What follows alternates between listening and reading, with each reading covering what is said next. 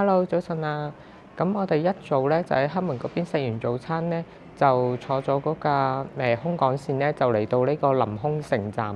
咁我哋今日咧就會喺臨空城站嗰度住一晚，同埋行歐力噶啦。咁揾啱呢個5號方向咧，咁喺左手邊嗰邊咧，一出去咧就係我哋酒店。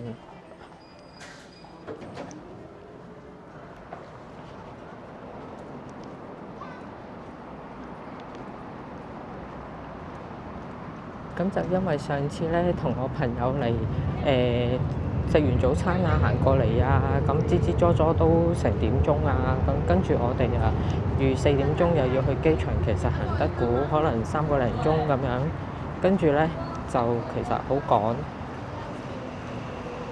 咁啊，所以今次咧就特登喺呢度咧就臨空城呢邊住一晚，前邊嗰個咧就係我哋酒店啦。咁同埋呢間酒店都唔算貴咯，就係呢度啦。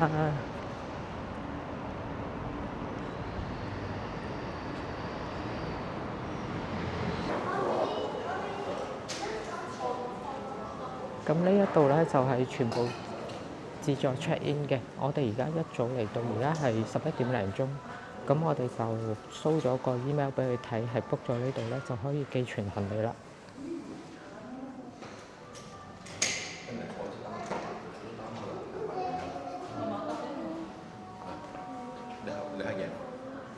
寄存行李咧就係喺呢度大堂行過去咧，就篤位置。咁咧去歐力嗰邊咧就要係去翻呢個出閘位啦，跟住就轉呢個右手邊啊，左右不分啊。右手邊呢度咧直行，咁就一行出嚟就係認住呢個摩天輪啦。我都係咁揾個摩天輪方向嘅，咁啊就係呢度啦。咁我哋歐力嗰條迷你食街嗰度咧，見到有呢間印度鋪啊，咁啊想再食多次呢個薄餅呢個拉，睇下同高島屋嗰個分別大唔大啦。個攬太好味啦，我哋追加多一個普通嘅，因為趁住仲有啲咖喱汁喺度。呢間其實個味道同我哋高島屋嗰間咧個攬都係差唔多啊，因為佢都係啲印度人喺度烤嘅。咁我哋咧頭先去咗歐力個 information 嗰邊，諗住攞啲 coupon 啦，而家原來轉咗係呢個 QR code 嘟嘅電子 coupon。哇！歐力呢度有間鋪頭係 Viva 呢個啲風筒啊、髮夾。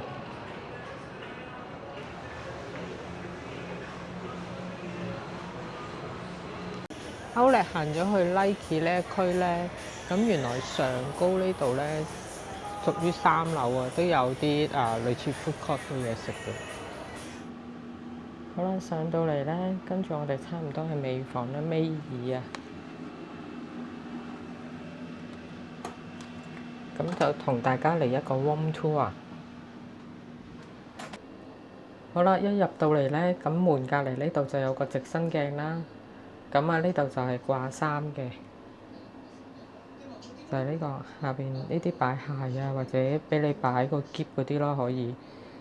咁呢個係今日嘅歐力戰利品嚟嘅。咁另外咧，對面呢個位咧就係一個花灑淋浴間啦，就係咁大嘅。咁嗰啲沐浴露啊嗰啲咧，就全部都係OMO 嗰啲自家品牌嚟嘅。咁就隔離呢度咧，呢一個咧就係智能馬桶啦。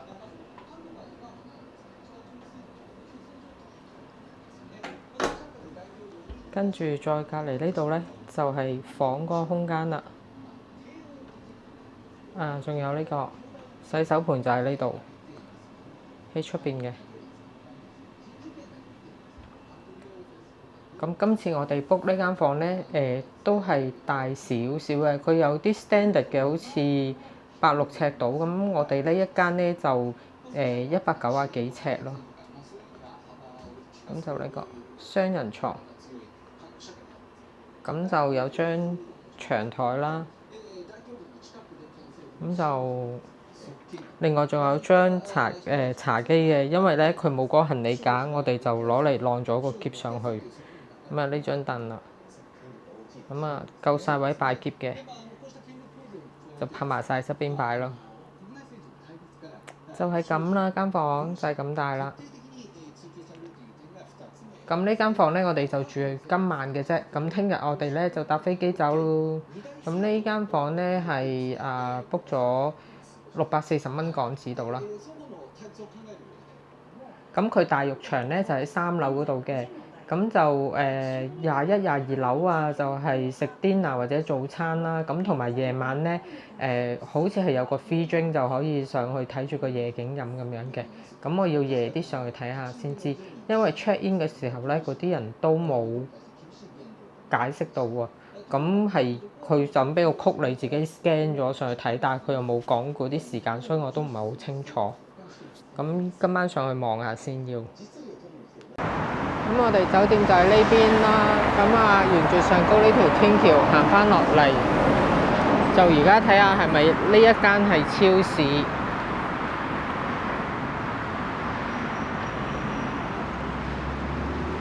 咁後邊呢度咧就有間藥妝嘅。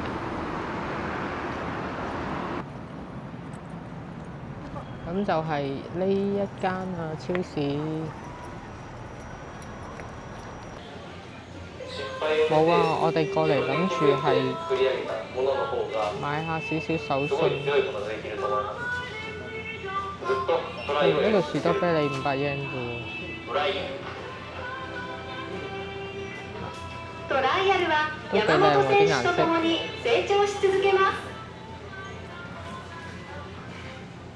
呢個一盒裝嘅，呢個平過黑門喎。黑門哥貴啲啊！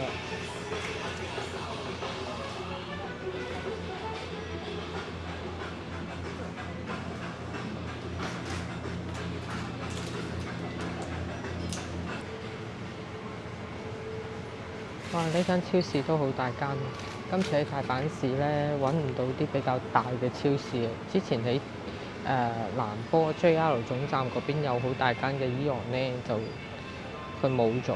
咁我哋揾到嗰啲全部都係細細間，啲嘢咧又唔係咁多，又逼。呢間咧就好大間，呢啲先好行㗎嘛。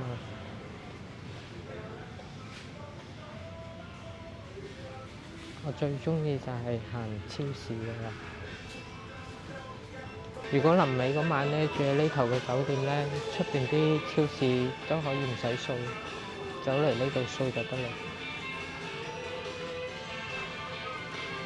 哇！呢隻水咧，尋日喺 Daiso 嗰啲買咧，好似81 yen 啊 ，Daiso 嗰啲，呢度買38 yen，連埋稅都係41 yen 一支喎，500 ml， 黐線喎咁抵嘅。哇！呢度啲大支飲品同啲水咧好抵，82 yen 到一支，一箱就750 yen。哇！呢啲蘇打水咧都好平，細支係51 yen， 大支就連埋稅係73 yen。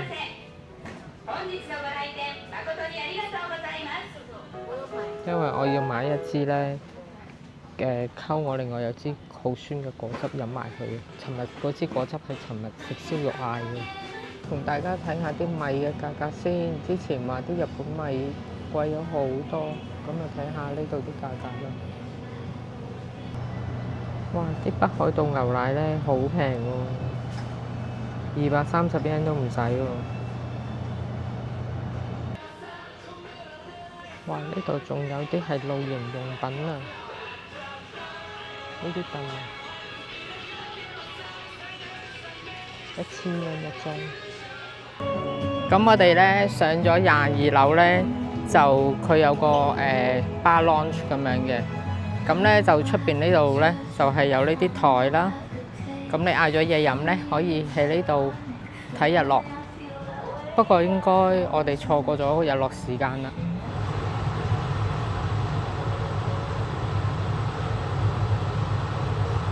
咁咧呢一頭好似另外有一忽咧係有啲食肆嘅都話，但係我哋一來冇揸車啦，二來咧行到好攰啊，行咗3日之後，咁啊而家隻腳已經冇晒力啦，所以就近近地去歐力呢度食咗算。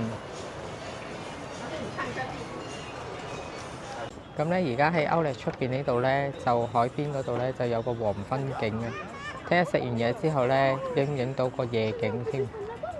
咁就上咗嚟呢度3樓啊，屬於咁就而家冇乜人，一路行揀下有咩嘢食先。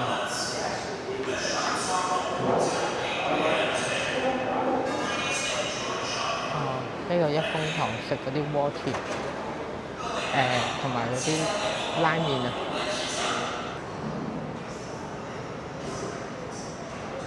好啦，尾呢度咧就3間鋪頭，呢個類似嗰啲石頭鍋飯啦，佢叫石燒。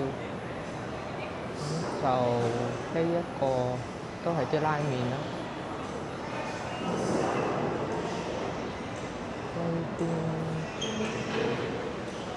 呢個就類似啲西式嘅三文治啊、薯條，咁啊有啲雪糕啊嗰啲咁樣食，都係一啲普通嘅啦。咁是但啦喺度食。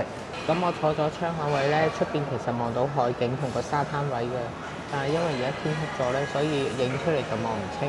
咁如果有啲光咧，坐喺呢度咁樣食嘢咧，都幾舒服。老公咧就叫咗個拉麵，我咧就叫咗個冷麵，因為呢幾日食得熱氣嘢多咧，想食啲涼涼地嘅嘢。哇！而家影埋呢個夜景好靚喎。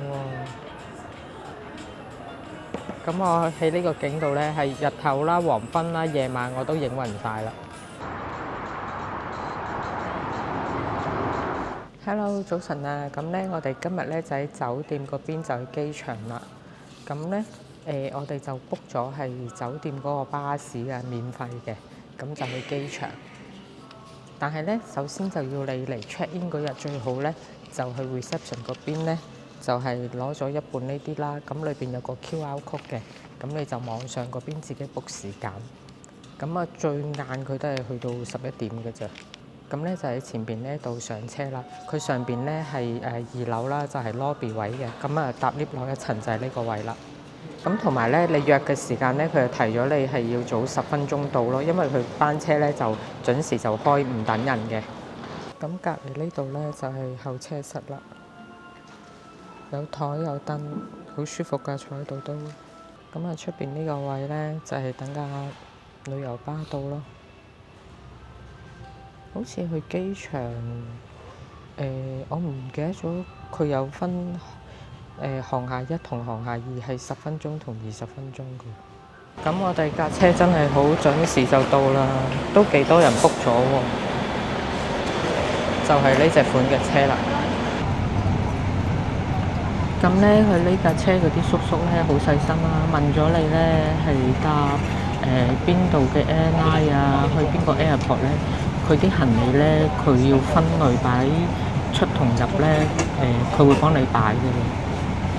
所以你淨係 cap 翻圖，話俾佢哋聽，你 book 咗個時間，俾佢睇翻個名咧，佢就幫你安排。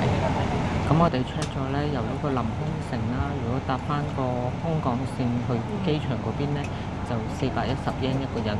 咁而家即時慳翻800 yen 到2個人啦。好啦，而家就出發去機場咯。呢度都有好多租車公司喺呢度。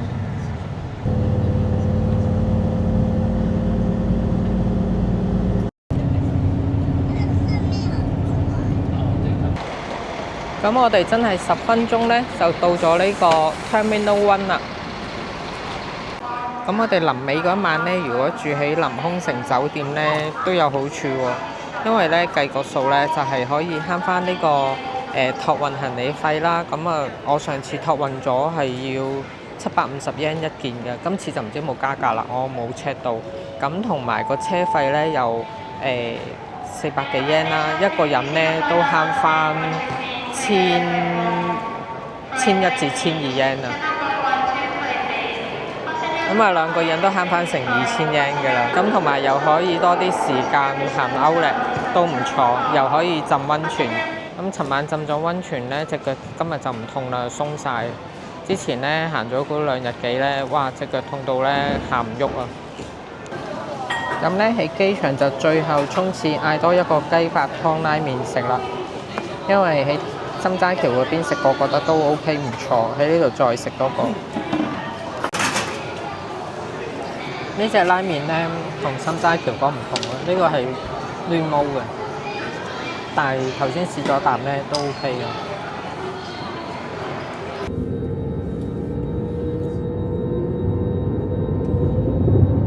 哇！翻嚟咧機場中間呢度咧有呢個擺設啊，貓貓啊，巨型貓貓。